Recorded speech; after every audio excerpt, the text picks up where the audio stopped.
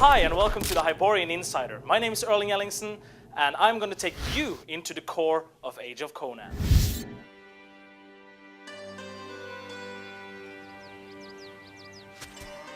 Hi and welcome. In this edition of the Hyborian Insider we're going to be talking about crafting and we're going to be talking about city building.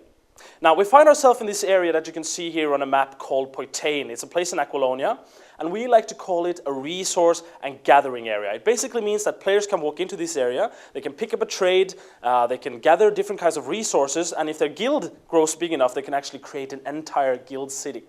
Now our journey starts here in the village of Conan, and Conan is a place where you can pick up a trade, you can buy different kinds of goods and so on.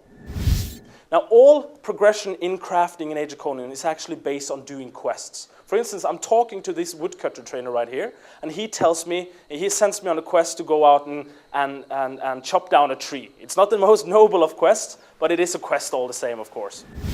Now we also have craft professions. And craft professions can be anything from weaponsmiths to alchemists and so on. And if I want to create something, I simply bring up this trade skill book that you can see here, and it basically lists all the different recipes that I have learned. And to create something, I just click on a recipe, and the game tells me what resources I need in order to create that item. Now, it's not all about chopping down trees or hammering at workbenches. There's also an abundance of wildlife in Poitain, and you can actually hunt down these animals that you see here. So it's sort of like Age of Empires, where you send out your hunters, the hunter being you, for instance, to take down animals. And you can actually loot these animals. You can skin them, you can take off their skin, you can use their meat, and you can use all of these stuff in crafting, actually. Now, eventually, your guild is going to be big enough that you will be able to create a player city. So your guild will just go into this area that you can see here. It'll claim a portion of land, and it will interact with these foundation stones that you can see here to create different kinds of building that will benefit your guild directly. Now, to create something, you just run up to one of these foundation stones, you click on it. So for instance, here you can build a keep, as you can see behind me. By hovering my mouse over the keep icon, it tells me what resources I need, for instance, wood and gold and iron, in order to create it. And I basically just click on this keep, and you will actually see the keep rising up from the ground, sort of like in a real-time strategy game, where you're one of these little dudes running around actually creating everything. Now, all of these buildings can be entered, such as the guild keep that you can see here, so it's perfect for instance, throwing a party. Now, you also want to build a trade post, and trade posts are sort of like the auction houses of Hyboria.